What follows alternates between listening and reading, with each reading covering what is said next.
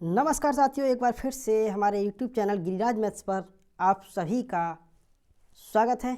साथियों, आज हम लेकर हाजिर हैं एक नया पेपर SSC CGL में जो 2022 में एग्ज़ाम हुए थे, उसका जो प्री के एग्ज़ाम में जो रीजनिंग पूछी गई थी उसके पेपर को आज हम एनालिसिस करेंगे। उन 25 क्वेश्चन को एनालिसिस करेंगे और ये पेपर नंबर है 3, यानी कि तीसरे नंबर का लेसन मतलब पेपर है। ये रीजनिंग के 25 क्वेश्चन डिस्कशन करते हैं। आइए स्टार्ट करते हैं। तो पहला क्वेश्चन हमारा सादृश्यता का है। मैं ये इस चीज़ को नहीं पढ़ूंगा, ये आप देख लें। मुझे स्पीड से करना होता है तो मैं डायरेक्ट ये देखूंगा कि 13 से 1331 बने तो 17 से कितने बनेंगे। अभी देखते हैं हम। यहाँ 1331 है तो मेरे दिमाग में आना चाहिए कि 1331 किसी न किसी का घन है, तो ये 11 का घन है। ठीक है, तो यहाँ भी घन आएगा किसी न किसी का। ठीक है, तो अभी देखते हैं 11 कैसे बने 13 से। तो ये 2 घटाकर 11 बने हैं। तो यहाँ 17 में से अगर 2 हटाऊंगा मैं तो ये बचा 15, और 15 का अगर मैं घन करूँ तो 15 का घन होता है 3375। तो मेरा आंसर हो जाएगा 3375। तो आपको स्क्वायर और घन याद करने होंगे, नहीं तो आप कैलकुलेशन करेंगे 15 गुणा 15 गुणा 15 तो थोड़ा सा टाइम खर्च होगा। चलते हैं अगले क्वेश्चन की तरफ। नेक्स्ट क्वेश्चन है हमारा कि 7, 16, 41, 94, 251। तो देखते हैं क्या है इसमें। यहाँ डिफरेंस देखते हैं। ये सीरीज का क्वेश्चन है, अगर पहली बार में समझ में आता है तो करें, और पहली बार में समझ में नहीं आता है तो इसको स्किप कर दो, अगले क्वेश्चन की तरफ मूव करेंगे। ठीक है, तो अभी मैं करने की कोशिश करूँगा। 7 से 41 हो गया, यानी कि कितने बढ़ गए, ये बढ़ गया मुझे, यानी कि 9 बढ़ गया। ठीक है, और इधर 16 से 41 यानी कि 25 बढ़ गया। फिर इधर बढ़ गया 3 और ये है 5, यानी कि 53 बढ़ गया। इधर कितना बढ़ेगा, इधर बढ़ेगा 94, 6, 151 और 6 157, यानी कि यह बढ़ गया 157। तो ये 157 बढ़ गया। अब देखो यहाँ पर कुछ कॉम्बिनेशन दिख रहा है, तो यहाँ पर कॉम्बिनेशन देखो दिख रहा है 9 3 27, यानी कि 25 आ रहा है तो 2 घटा कर आना है। इधर कोई कॉम्बिनेशन, जी हाँ 25 दूनी 50, तो ये 3 जुड़ रहे हैं। यहाँ कोई कॉम्बिनेशन, तो ये 53 दूनी 3 बार गुणा करेंगे और 53 यानी कि 159 माइनस 2 घटाएंगे। तो इधर भी वही कॉम्बिनेशन चलेगा। देखो पहली संख्या में 3 से गुणा 2 घटा दो, दूसरी संख्या में 2 से गुणा 3 जोड़ दो, तीसरी संख्या में 3 से गुणा 2 घटा दो, यानी कि यह सीरीज चलेगी। ठीक है, यह सीरीज चलेगी। तो अब इसका रिपीट यहाँ पर होगा। तो 2 से गुणा, यानी कि 2 से गुणा और 3 जोड़ दो, तो 2 से गुणा 157 की 2 से गुणा करेंगे तो ये हो गया 314, 314 और 3 317। तो ये 317 ये आ जाएगा। तो देखो नेक्स्ट जो संख्या आएगी 251 में 317 जोड़कर आएगी। तो 251 में 317 जोड़कर, यानी कि 251 और 317 तो कितने हो गए, 3 2 5 568। ये 568 मेरा आंसर आ जाएगा। यही हमारा ऑप्शन में देखते हैं 568, ये पहले वाले ऑप्शन में है। चलते हैं नेक्स्ट क्वेश्चन की तरफ। ऐसे क्वेश्चन में थोड़ा टाइम लग जाता है, तो मेरी राय से तो पहली बार में स्किप कर देना चाहिए। देखते हैं इसका मतलब ये है, तो इसका मतलब क्या आएगा। तो जे है, जे का मतलब 10 है, तो यहाँ 8 आ गया एच का मतलब। तो 10 में से 2 घटकर 8 आए, तो यहाँ भी 16 है पी, तो 16 में से 2 घटकर यानी कि आएंगे आपके 14, तो 14 पर आएगा एन। तो एन वाला फंक्शन आएगा हमारा। तो ये एम है, ये एम है, ये कट जाएगा। तो एन वाले तो 2 ऑप्शन है, तो इन दोनों में से आ सकते हैं। ठीक है, नेक्स्ट देखते हैं। यहाँ पर लास्ट वाली संख्या देखते हैं। यहाँ टी है जो है वो 20वें नंबर पर है, यानी कि टी की प्लेसिंग वैल्यू 20 होती है। तो यहाँ एक्स की प्लेसिंग वैल्यू 24 होती है, यानी कि 4 बढ़ गए। तो इधर भी मुझे 4 बढ़ाने पड़ेंगे, यानी 10 और 10 में 4 जोड़ देंगे हम, तो ये हो जाएंगे 14। तो 14 की प्लेसिंग वैल्यू होती है एन, यानी कि शुरू में एन और लास्ट में एन। तो पहले ही ऑप्शन में है शुरू में एन और लास्ट में एन, तो ये मेरा आंसर हो जाएगा। चलते हैं नेक्स्ट क्वेश्चन की तरफ। और नेक्स्ट क्वेश्चन है, मैं देखो ये प्रैक्टिस सेशन है इसलिए मैं थोड़ी स्पीड से कर रहा हूँ। बाकी तुम्हें कोई भी प्रॉब्लम आती है तो मैं नेक्स्ट मतलब अगली क्लास में आपको पूरा कॉन्सेप्ट के साथ बता दूंगा, आप मुझे बताइएगा ज़रूर। तो चलते हैं अगले क्वेश्चन की तरफ। ये है देखो, ये एक समीकरण दे रखी है, यहाँ बराबर में 20 लाना है मुझे। इनके बीच में जो चिन्ह जो है ना, ये चाहे ऑप्शन के हिसाब से देखेंगे तो बताओ कौन से 2 चिन्ह को इंटरचेंज करके हम 20 ला सकते हैं। तो बस यही चेंज करना है मुझे। देखो क्या करते हैं, सबसे पहले मैं भाग वाली संख्या देखूंगा। भाग 2 जगह है, 2 जगह है, तो इन्हीं ऑप्शन को मैं करने की कोशिश करूँगा। तो सबसे पहले मैंने दूसरा ऑप्शन उठा लिया। दूसरा ऑप्शन है कि भाग की जगह गुणा, गुणा की जगह भाग कर दो। तो मैंने यहाँ गुणा की जगह कर दिया भाग और भाग की जगह कर दिया गुणा। अब सॉल्यूशन देखते हैं जब 20 आ रहा है। अगर नहीं आता है तो फिर मैं चौथे वाले ऑप्शन पे जाऊँगा। ठीक है, तो यहाँ है 16 माइनस 18, और ये 216 आ जाएंगे नीचे और गुणा 432 प्लस 40। यहाँ देखो ये 216 के डबल हो रहे हैं, 216 के डबल हो रहे हैं 432, देख लो बड़े आसानी से दिख रहे हैं। तो ये आ गया 18 दूनी 36, यानी कि 16, मैं दूसरा पेन ले लूँ, यानी कि 16 और 18 दूनी 36, यानी कि माइनस के 36 और प्लस 40। क्या इनको घटाकर 20 आ रहा है, यानी कि सभी को हल करके 20 आ रहा है। तो देखो ये बचा माइनस के 20, तो माइनस के 20 बचा, और 40 में से अगर माइनस के 20 घटा दूँ मैं तो कितना आएगा 20। क्या लास्ट में 20 मांग रहे हैं, तो बिल्कुल आंसर यही सही है, यही ऑप्शन एप्रोप्रिएट बैठता है, बाकी यही नहीं बैठता तो और आगे चेक करेंगे। ठीक है, अगला क्वेश्चन है कि ए जोड़ को बी गुणा को और सी घटा को डी भाग को दर्शाता है, तो निम्नलिखित व्यंजन को सॉल्व कीजिएगा। तो देखो मैं इतने को सॉल्व करूंगा। सबसे पहले बी का मतलब क्या है, बी का मतलब है भाग, बी का मतलब है भाग, तो ये आ गया 9 पंजे 45, ये तो आ गया 5, ये 5 आ गया। तो अभी मैं थोड़ा छोटा कर लूँ फॉन्ट, यह बी का मतलब आ गया 5, बी का मतलब 5 आ गया, सॉरी इस वाली ब्रैकेट का मतलब आ गया 5। ठीक है, अब मुझे इसमें कुछ नहीं करना है। फिर बी का मतलब है गुणा, तो बी गुणा कर दिया मैंने। फिर एक 5 है, ए का मतलब है, ए का मतलब है जोड़, जोड़। फिर आता है 8, 8। फिर आता है बी, बी का मतलब है गुणा। फिर आता है ब्रैकेट, फिर 7, 7। फिर ए का मतलब है जोड़, फिर 3, सी का मतलब है घटाना 6। ठीक है, फिर सी का मतलब है घटाना, फिर आता है ब्रैकेट में यहाँ कर देता हूँ मैं 28, डी का मतलब है भाग, फिर छोटी ब्रैकेट 4, डी का ब्रैकेट है मतलब भाग, ये कर लेंगे। ठीक है, तो ये हो गया 4। अभी हम देखते हैं क्या, ये हो गया 5 पंजे 25, ये हो गया 5 पंजे 25। दूसरा ऑप्शन ले लूँ,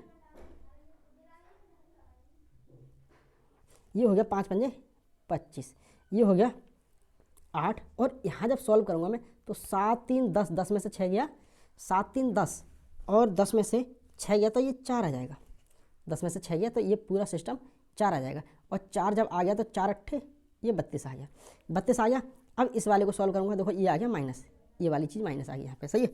यहाँ 28 है। अब इस वाले को मैं सॉल्व करूँगा तो ये 4 एकम 4, एक आ गया, तो 28 भाग 1 आ गया, तो 1 से जब भाग करूँगा 28 को तो ये 28 ही आएंगे। ठीक है, तो माइनस के 28। अभी देखते हैं, ये है, इसको सॉल्व करूँगा मैं, इसको सॉल्व करूँ तो ये आएगा 32 में से 28 गए तो प्लस के 4 आएंगे, तो 25 और प्लस 4, तो 25 और 4 कितने हुए 29, तो 29 मुझे आंसर मिलेगा। तो 29 देखते हैं ऑप्शन में है, तो बिल्कुल ऑप्शन में है 29, यह आंसर हो गया। चलते हैं नेक्स्ट क्वेश्चन की तरफ। ये कह रहे हैं ये आकृति है, श्रृंखला प्रश्नवाचक के स्थान पर दिखाना है। तो ये आकृति है, तो ये आकृति ये बनती है, ये आकृति क्या बनेगी ये देखना है। तो सबसे पहले मुझे एक चीज़ समझ में आनी चाहिए कि देखो ये इस तरह से है आकृति, ठीक है। उसके बाद ये 45 डिग्री घूम जाएगी इधर को, फिर ये 45 डिग्री इधर घूम जाएगी, तो अब आएगी फिर 45 डिग्री घूमकर इधर आएगी, ठीक है। तो ऑप्शन देखते हैं कौन कौन से ऑप्शन दे रखे हैं। तो देखो ये भी ऐसी है, ये गलत है, ये भी हो सकता है, ये भी सही है, ये भी सही है, ठीक है। तो एक ऑप्शन तो मैं काट दूंगा, नंबर 2 वाला।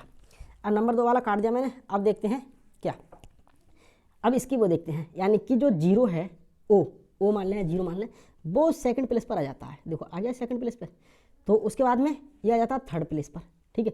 अब ये इधर को करेंगे हम, तो ये चौथे प्लेस पर, यानी कि पीछे से चौथे प्लेस पर आएगा, यानी कि इधर से तो चौथे प्लेस पर है और इधर से ये आएगा दूसरे नंबर पर, ठीक है। तो देख लेते हैं दूसरे नंबर पर कहाँ कहाँ है।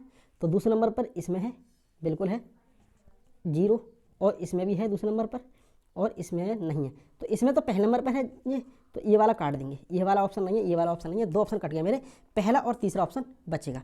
अब देखता हूँ मैं स्टार को देख लेता हूँ, स्टार कहाँ कहाँ है।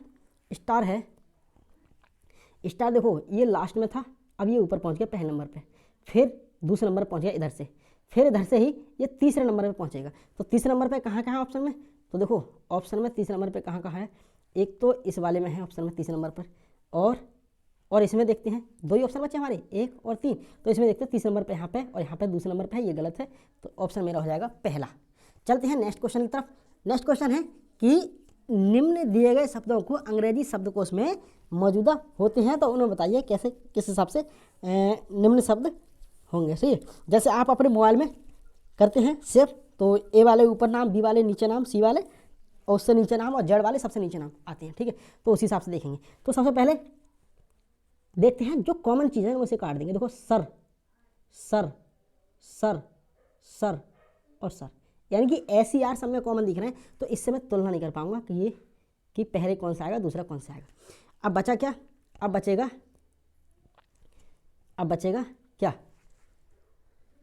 अब बचेगा EPBIO। तो इनमें EPBIO में देखते हैं सबसे पहले कौन सा आएगा।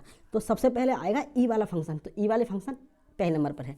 फिर आएगा PBIO में आई वाला फंक्शन, तो आई वाला फंक्शन 4 पे है। उसके बाद में आता है PBO में ओ वाला फंक्शन, तो ओ वाला फंक्शन 5 में है। फिर आता है P और B में पहले आएगा P, तो P वाला दूसरे नंबर पे है और B आएगा लास्ट में यानी तीसरे नंबर। तो 1 4 5 2 3, 1 4 5 2 3 पहले वाले ऑप्शन में ही है, पहला वाला आंसर हो जाएगा हमारा। और चलते हैं हम नेक्स्ट क्वेश्चन की तरफ। नेक्स्ट क्वेश्चन है ये, यानी कि यह नॉन वर्बल का क्वेश्चन है, बहुत आसान होते हैं ऐसे क्वेश्चन। तो ये देखते हैं कि यह जब इस हम खोलेंगे दोबारा से तो इसका प्रतिरूप इधर बन जाएगा, ठीक है, इसका प्रतिरूप इधर बन जाएगा, यानी कि शीशा दिखा देंगे हम, शीशा दिखा देंगे। तो ये वाला स्टार ऊपर को चोंच है, तो ऊपर को चोंच होनी चाहिए, सही है। ये जो त्रिभुज है वो अगर ऐसे बना हुआ है तो ये बनेगा इस प्रकार से, ठीक है। और ये वाला स्टार इधर को है, चोंच निकली हुई, तो ये वाला इधर को बन जाएगा। आप समझ रहे हैं जो मैं कहना चाह रहा हूँ, आप समझ रहे होंगे जो मैं कहना चाह रहा हूँ। तो देखते हैं, देखो पहले वाले में ऊपर कोई है ऊपर कोई है, लेकिन ये वाले त्रिभुज हैं दोनों एक साइड में है, ये वाला तो ऑप्शन होगा नहीं, ठीक है। दूसरे वाले में ऊपर कोई है ऊपर कोई है, लेकिन ये वाले तो उल्टे हो गए, ये बिल्कुल नहीं है, ये भी ऑप्शन नहीं है। और तीसरे वाले में ये एक साइड को हो रहा है, लेकिन हमें तो बिल्कुल ऐसे चाहिए, ऐसे चाहिए, लेकिन ये वाले तो इधर को हो रहे हैं, ये वाली चीज़, तो ये भी नहीं है ऑप्शन। बचा क्या, ऑप्शन आ गया ये। देखते कैसे, देखो ऊपर वाले को घुंडी है, बिल्कुल सही है। त्रिभुज इस प्रकार से है, त्रिभुज इस प्रकार से है, बिल्कुल सही है। और ये इधर है, ये वाली चीज़ इधर है और ये इधर है, तो ये वाला ऑप्शन हो जाएगा ऑप्शन नंबर 4। चलते हैं अगले क्वेश्चन की तरफ। अगला क्वेश्चन है कि ट्यूलिप्स को इतना लिखा जाता है तो उसी भाषा में गार्डनर को क्या लिखा जाएगा। तो ये 4 ऑप्शन दे रखे हैं, बताना आपको कौन सा है। तो देखो आप देखो यहाँ पे सबसे पहले नंबरिंग करते हैं। तो टी की नंबरिंग है 20, आई की है यू की है 21 और एल की है 12 और इधर आपका आई की है 9, आई की है, एल की है 12, आई की है 9 और यू की पी की है 16 और इधर आपको एस की है 19। तो इधर देखते हैं ये 7 हो गया,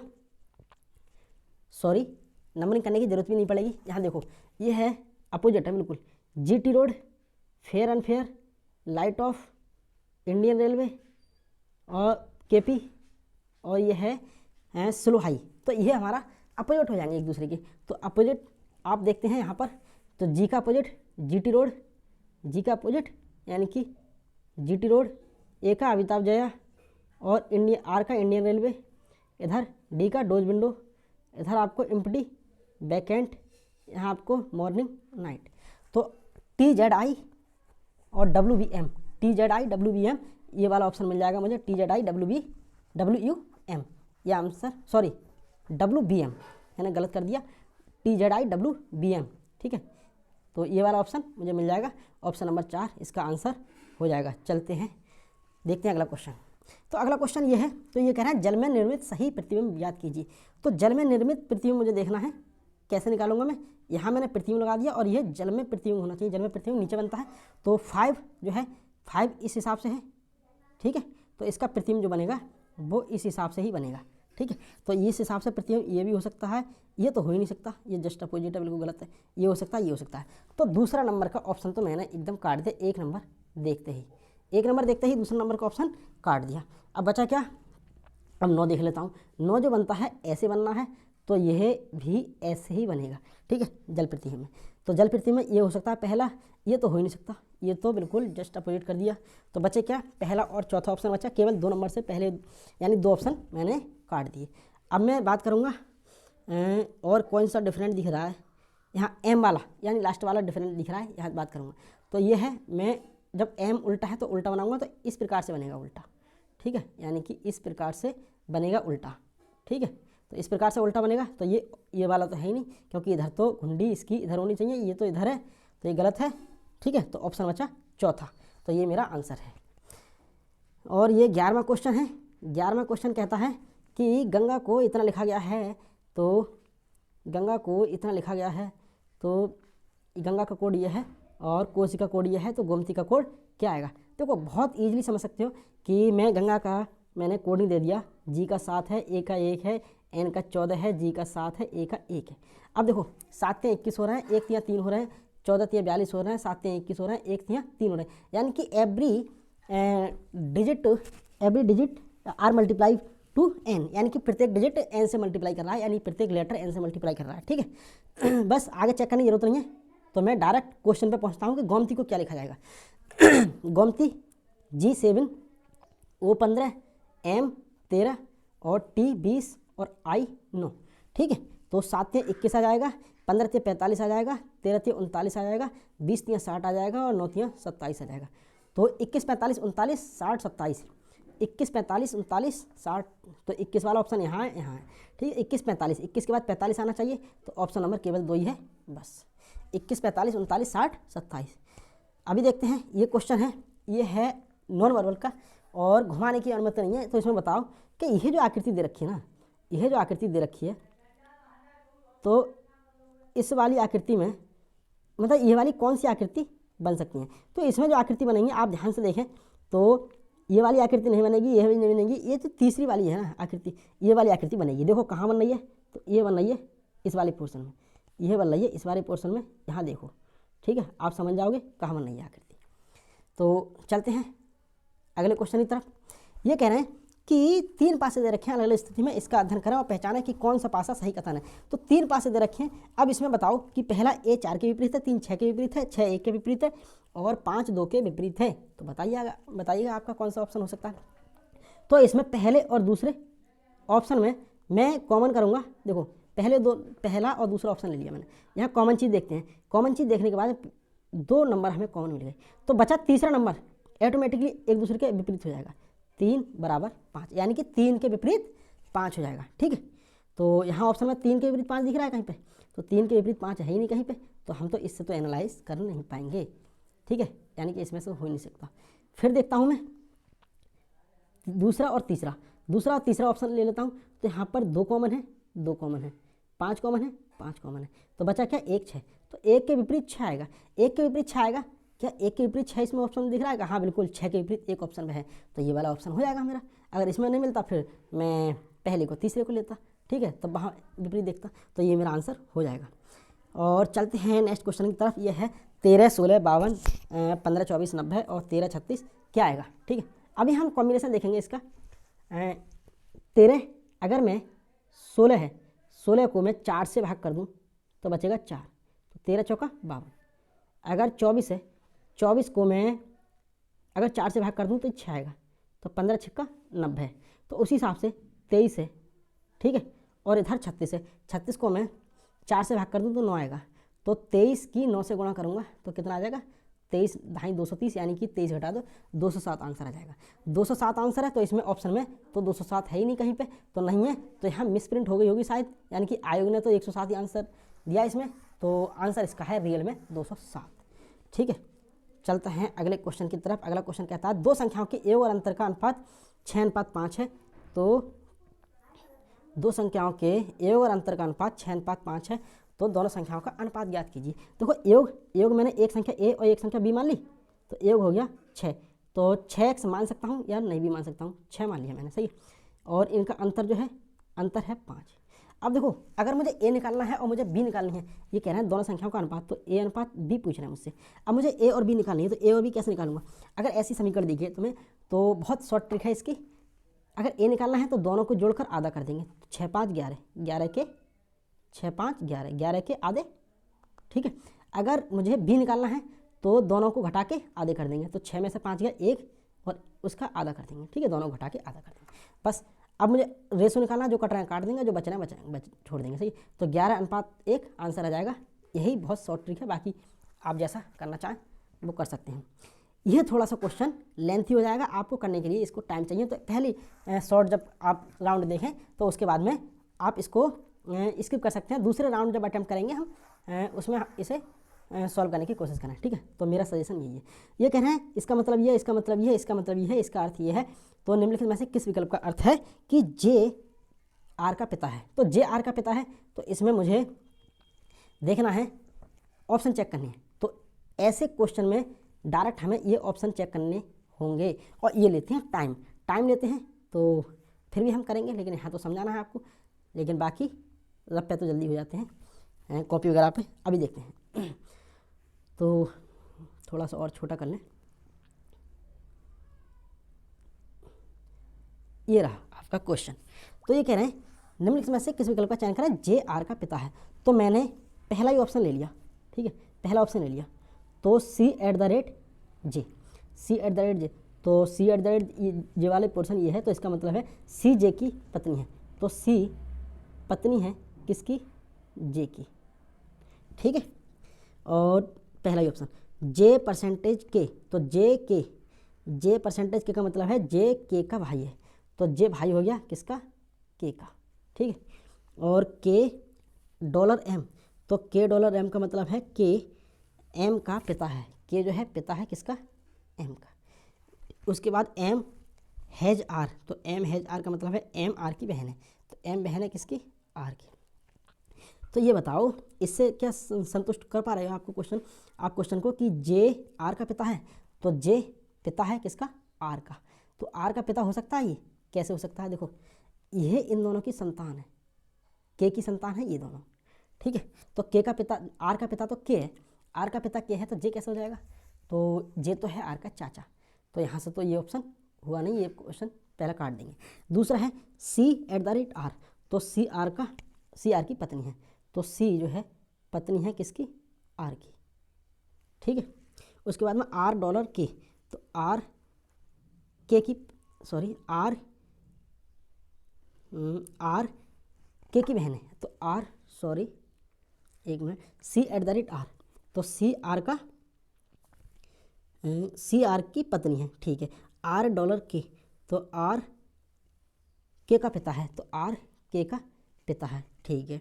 और के परसेंटेज एम, तो के एम का भाई है, के भाई है किसका, एम का, के एम का भाई हो गया। चलो देखते हैं एम हैज जे, तो एम जे का, हैज कहाँ, एम जे की बहन है, तो एम बहन है किसकी, जे की। तो अभी देखते हैं हम, तो जे आर का पिता है, तो जे जो है पिता कहाँ से हो जाएगा आर का, ये तो एक स्टेप नीचे आ रहा है, तो जे तो पुत्र हो गया आर का, ठीक है, तो ये भी नहीं होगा। तो ये दो ऑप्शन मैंने काट दिए, पहला ऑप्शन दूसरा ऑप्शन।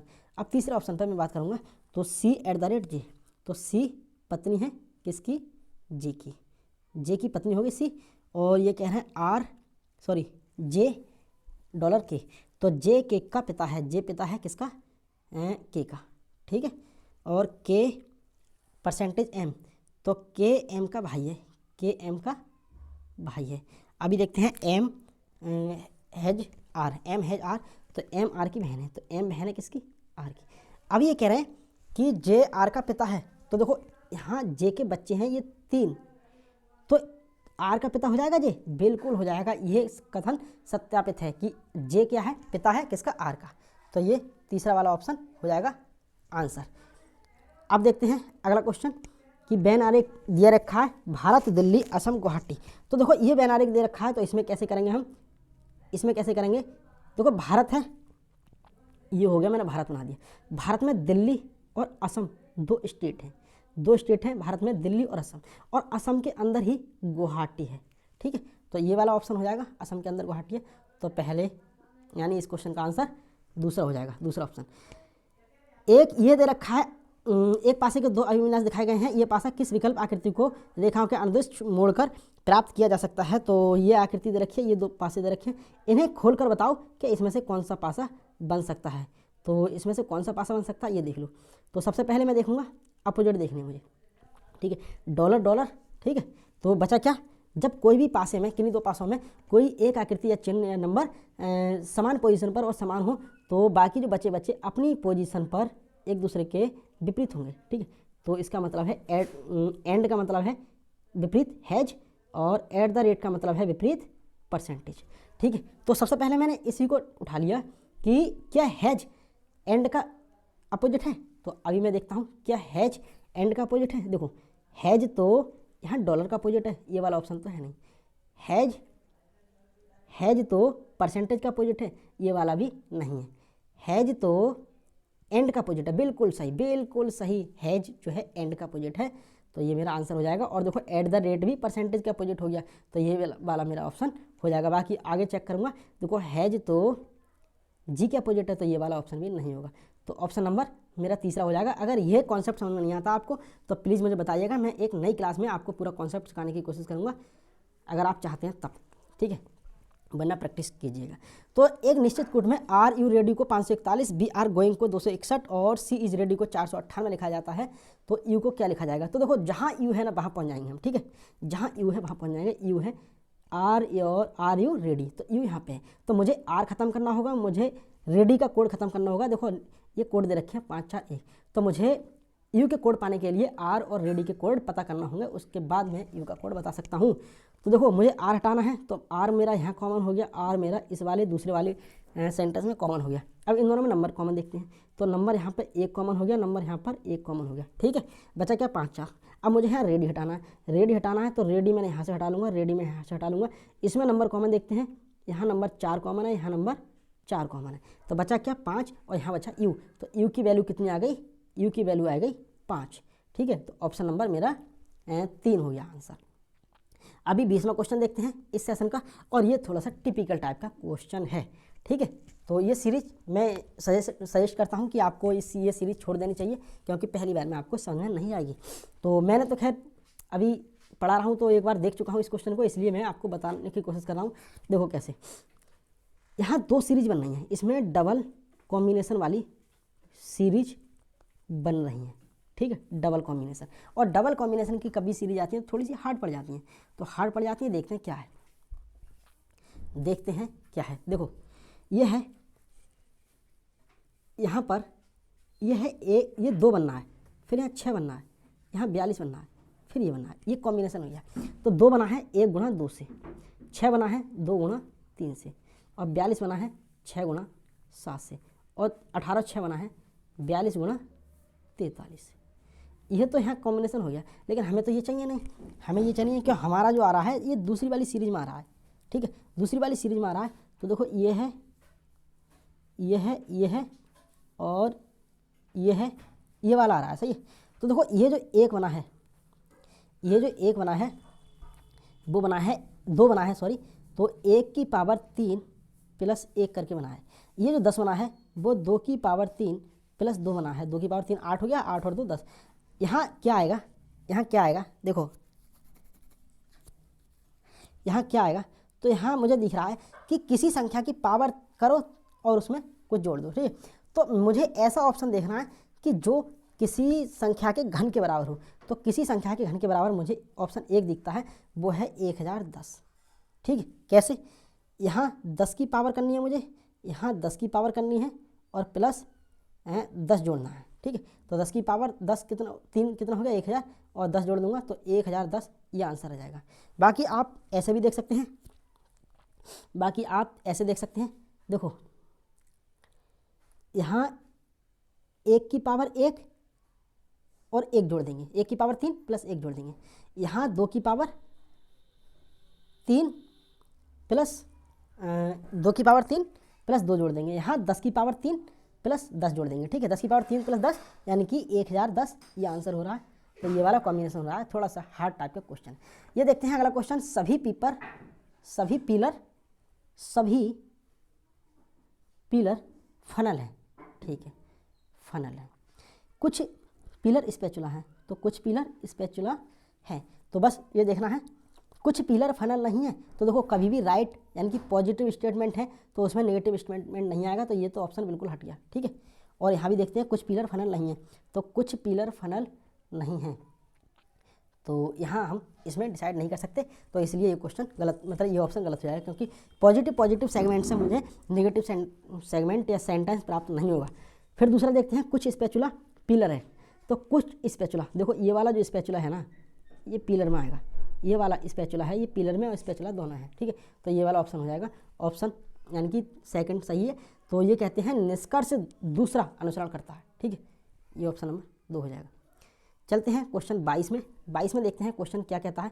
तो 22वां क्वेश्चन कहता है, ये है EFINU, तो ई की वैल्यू प्लेसिंग वैल्यू कितनी है, ये 5 हो गया, एफ की प्लेसिंग वैल्यू कितनी है 6, और आई की है 9, और एन की है 14 और यू की है 21। ठीक है, पेन दूसरा ले लूँ, शायद कम चमक रहा हो। यहाँ कितना बढ़ गया 1, यहाँ कितना बढ़ गया 3, यहाँ कितना बढ़ गया 9 5 14, यहाँ कितना बढ़ गया 7। अब देखो मुझे सीरीज मिलेगी, 1 जुड़ गया, 3 जुड़ गया, 5 जुड़ गया, 7 जुड़ गया। 7 के बाद अगली विषम संख्या क्या जुड़ेगी 9, और 21 में अगर 9 जोड़ दूँ तो ये आएगा 30। और 30 पर कौन सी प्लेसिंग वैल्यू होती है, तो 26 + 4, यानी कि 26 के बाद तो एक सीरीज रिपीट होती है, तो 4 पे आता है डी, तो डी मेरा आंसर हो जाएगा। तो डी मेरा आंसर हो जाएगा ऑप्शन नंबर 2। अभी देखते हैं क्वेश्चन नंबर अपना, ये 4 ऑप्शन दे रखे हैं, इसमें असंगत अक्षर समूह छांटना है मुझे। असंगत अक्षर समूह छांटना है तो देखते हैं, इम्पटी वैकेंट हो गया, क्रिक्स मक्स हो गया, केपी हो गया, जीटी, यानी कि ये एक दूसरे के अपोजिट है। तो पहला जो हमने देखा उससे तो कोई हम कॉम्बिनेशन लगा नहीं पाएंगे, तीनों में चारों में समान अपोजिट ही हैं।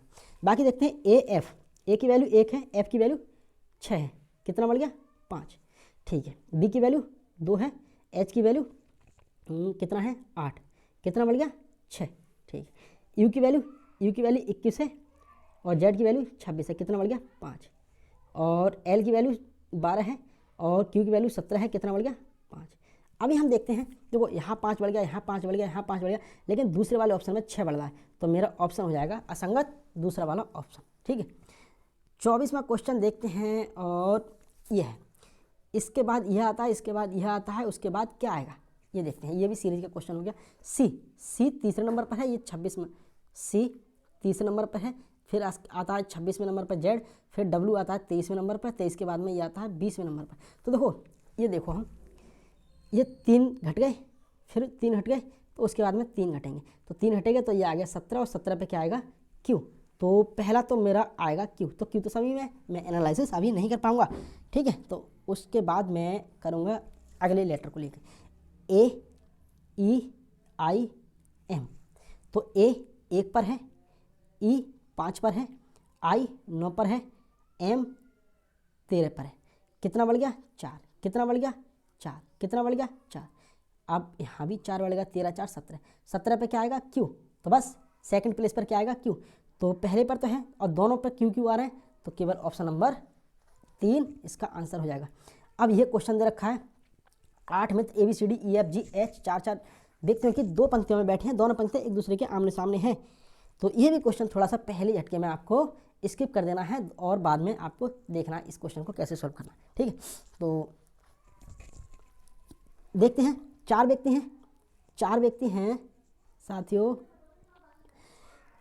तो एक जगह 1 2 3 4 ये बैठते हैं, फिर 1 2 3 4 ये बैठते हैं। ठीक है, एक दूसरे के विपरीत बैठे हैं। ठीक है, उत्तर और एक लाइन के उत्तर की ओर मुँह कर बैठे हैं, और दूसरी लाइन के दक्षिण की ओर मुँह करके बैठे हैं।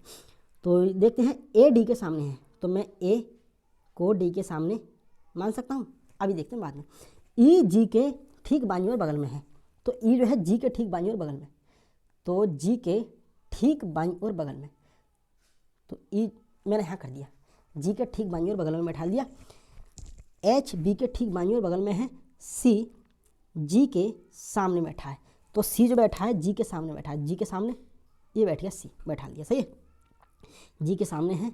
और ये है एफ एच के सामने है, यहाँ भी मैं कंक्लूजन नहीं निकाल सकता। बी उस व्यक्ति के ठीक दाईं ओर बैठा है, बगल में बैठा है जो जी के सामने है, तो जी के सामने तो सी बैठा है, तो ये कह रहा है बी उस व्यक्ति के ठीक दाईं ओर बगल में, तो सी के दाईं ओर बगल में, तो सी के दाईं ओर बगल में ये आ गया बी। ठीक है, बगल में बैठा है जो जी के सामने बैठा है। ठीक है, डी एफ के ठीक बाईं ओर, एफ के ठीक बाईं ओर बगल में है, तो निम्न में से कौन सा। अच्छा, अभी हम इसमें सॉल्यूशन अभी नहीं देख सकते, चलो और देखते हैं, ए डी के सामने है, अभी मैं ए डी के सामने डायरेक्ट अभी निकाल नहीं सकता, चलो अभी और देखते हैं। ई जी के, ई जो है जी के ठीक बाईं ओर बगल में है, एच बी के, अब यहाँ से देखो कंक्लूजन लिख रही है, एच बी के ठीक दाईं ओर बगल में है, तो एच बी के ठीक दाईं ओर, एच बी के ठीक दाईं ओर, तो बी का दाईं ओर ये आ गया, तो ये आ गया एच। ठीक है, एच बी के ठीक दाईं ओर बगल में है, और एफ एच के सामने है, तो एफ ये आ गया। अब निकाल लूँगा पूरा क्वेश्चन में। ठीक है, अब यहाँ बिल्कुल लास्ट में आ जाओ, डी एफ के ठीक बाईं ओर बगल में है, तो एफ के ठीक बाईं ओर, एफ का ठीक बाईं ओर इधर आएगा कौन, डी, डी एफ के ठीक बाजू और बगल में। अब पहली वाली बिल्कुल लाइन पे पहुंच जाओ कि ए डी के सामने है, तो डी के सामने क्या आ जाएगा, ए। ठीक है, तो यहाँ कोई नहीं बैठेगा, यहाँ कोई नहीं बैठेगा, बस ये आ गया। ठीक है, यानी कि यहाँ मान सकते हैं आप। तो अब बताओ कि कौन से 4 व्यक्ति एक ही पंक्ति में बैठे हैं, तो ए एच बी सी या डी एफ ई जी। ठीक है, ये देखना है। तो ए एच बी सी कहीं दिख रहा है, ए एच बी सी पहला ऑप्शन दिख रहा है, और बाकी डी एफ ई सी दिख रहा है, तो डी एफ ई सी, तो डी एफ ई सी ये भी दिख रहा है। कौन से 4 व्यक्ति एक पंक्ति में बैठे हैं, तो बी सी डी, अच्छा थोड़ा सा ए एच बी सी कहीं हम रिपीट तो नहीं कर रहे हैं, और यह है C D E F, C D E F. हाँ देखो, ये पहला ही ऑप्शन हो जाएगा मेरा ए एच बी सी, तो ए मिल गया, ए मिल गया, एच मिल गया, बी मिल गया, सी, तो यही ऑप्शन हो जाएगा मेरा। सही है, पहला क्वेश्चन पहला ही नंबर का ऑप्शन हो जाएगा, क्योंकि देखो हम देखते हैं सी ई जी एफ डी, ई जी एफ डी कहीं पर नहीं दिख रहा है मुझे। सही है, देखो ये तो सी डी एफ जी है, सी डी ई एफ है, तो ये बाकी और कोई ऑप्शन दिख ही ना, तो केवल पहला ही ऑप्शन है, तो ये मेरा आंसर हो जाएगा पहले नंबर का ऑप्शन। तो साथियों ये रहे मेरे 25 क्वेश्चन जो कि CGL SSC CGL प्री में आए हुए थे। और आप जानते हैं कि SSC CGL की जो रीजनिंग है वो SSC के जितने भी एग्जाम हैं उनमें सबसे अच्छे लेवल की पूछी जाती है। यानी कि मैं हाई लेवल तो नहीं कहूँगा, लेकिन फिर भी SSC के एग्जाम में देखें तो SSC के एग्जाम में तो ये हाई लेवल की, यानी कि ओवरऑल SSC के एग्जाम में चाहे SSC GD MTS और CHSL से, तो इनका जो लेवल रहता है वो हाई लेवल का रहता है। तो अगर आप ये मान के चलें कि अगर आप यहाँ पर 25 में से अगर 20 क्वेश्चन भी कर ले जाते हैं तो एक एनफ या गुड स्कोर या सफिशिएंट स्कोर आप इसको मान सकते हैं। यानी कि 25 में से 20 क्वेश्चन आप कर ले जाते हैं तो बहुत अच्छा स्कोर मान सकते हैं। और बाकी अगर आपने यहाँ पर 25 में से 20 क्वेश्चन कर लिए तो गारंटी से बता रहा हूँ मैं आपको कि एसएससी जीडी में आपको 20 में से 20 लाने के लिए कोई रोक नहीं सकता। तो अगर आप बस डेडिकेशन से ये लेसन प्रैक्टिस करते रहें और जितने भी एसएससी के पेपर दे रखे हैं वो ज़रूर लगाएं। ठीक है, तो साथियों तब तक के लिए हम विदा लेते हैं। अगर आपको वीडियो सही लगी हो तो प्लीज़ लाइक और कमेंट करें और चैनल को सब्सक्राइब भी ज़रूर करें। तो करते हैं अगले लेसन के लिए इंतजार, तब तक के लिए take care, bye bye, thank you guys.